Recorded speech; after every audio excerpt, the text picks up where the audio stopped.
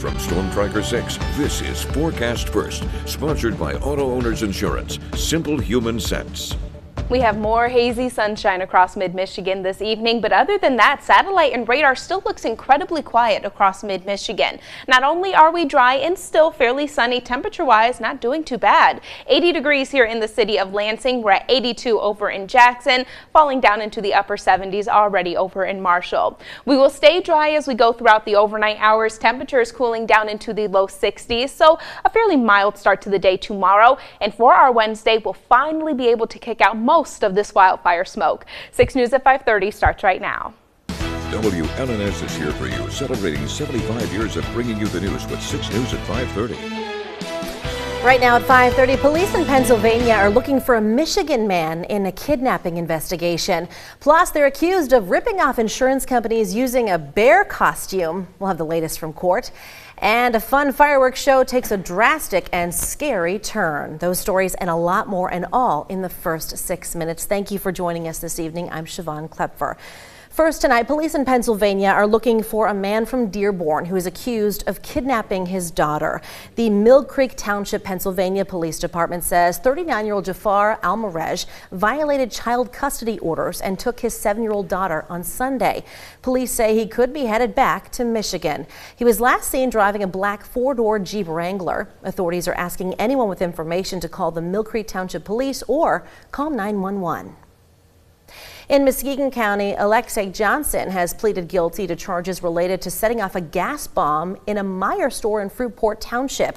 This happened last September. Prosecutors say Johnson released a cloud of noxious fumes in the store as a distraction while he stole merchandise. Police found a bottle in the store containing chemicals used for cleaning swimming pools. 4 people needed to be taken to hospitals because of the gas cloud. They were treated and released. Well, state officials say the OK to Say school safety hotline received a record number of calls during 2024. A report released on Monday shows the confidential tip line got more than 11,600 tips. 25 of those led to weapons being confiscated, and 343 schools made behavioral or suicide assessments. The leading cause of calls was bullying, with more than 2,000 tips. To use the tip line, text OK to Say or call the number right there on your screen. The manhunt is widening for a veteran suspected of gunning down 4 people at a Montana bar. The search for Michael Brown has now entered its 5th day near the town of Anaconda. The reward for information leading to his capture has been upped to $10,000. Investigators are now expanding their search area. We've gone everywhere from focus perimeter based on evidence that we're seeing in the area to a much larger area that is protective of the residents up there. Police say the suspect left the crime scene in a white pickup, which he later abandoned, and then stole a different vehicle with camping gear, shoes, and clothes in it. An update from California on a bizarre story that made headlines last year. 4 people charged with an insurance fraud scheme involving dressing up as a bear appeared in court for a preliminary hearing on Monday. Investigators say the people used the costume to stage fake bear attacks, getting payouts of $300,000 from insurance companies. Police said the suspects turned over a video showing the fake attacks that took place last year, which police say clearly shows a person in a bear costume. In the nation's capital, the Republican-controlled House Oversight Committee issued a subpoena to the Justice Department today. The committee wants the department's files on the Jeffrey Epstein sex trafficking investigation. Lawmakers also want to bring in former President Bill Clinton and former Secretary of State Hillary Clinton for deposition, along with 8 other law enforcement officials from both parties. Now, Democrats sparked the move to subpoena the Justice Department and were joined by some Republicans last month to successfully get it through committee.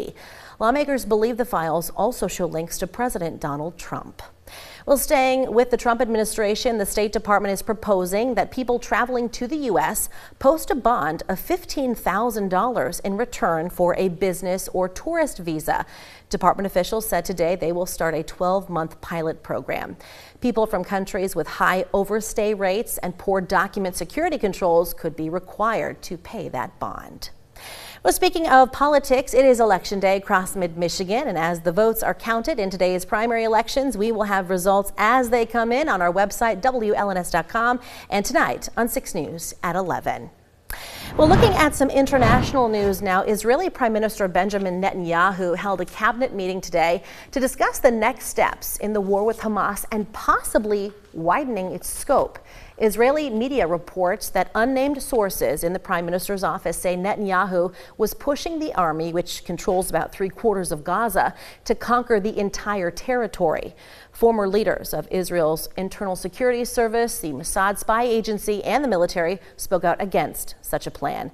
They say far-right members of the government are holding Israel hostage in prolonging the conflict.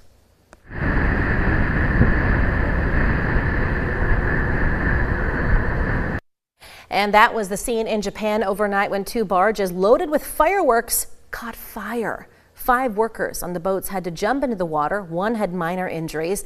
They say they lost control of the fireworks and police are investigating. The fireworks are being set off for a summer festival near Tokyo. Well, there is a deadly outbreak of Legionnaire's disease in New York City, and tonight health officials have confirmed 58 cases and 2 deaths. This is a serious form of pneumonia that does not spread person to person, but it can be inhaled through mist in the air. Experts say it's a bacteria that can be spread through HVAC systems, cooling towers, or faulty plumbing. Officials traced this outbreak to contaminated cooling towers that have now been cleaned, but new cases are still showing up. And in Michigan, poor air quality is continuing because of smoke from Canadian wildfires. The Michigan Department of Environment, Great Lakes and Energy issued an air quality advisory for the whole state through tonight. In Detroit, the air quality was among the top 5 worst in the world.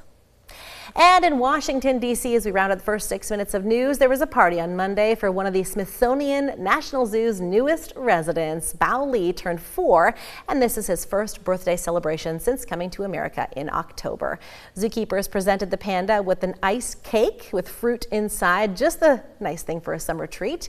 Bao Li came to the zoo with a female companion in a partnership with the Chinese government, and countries working with China by hosting pandas in their zoos is known as panda diplomacy.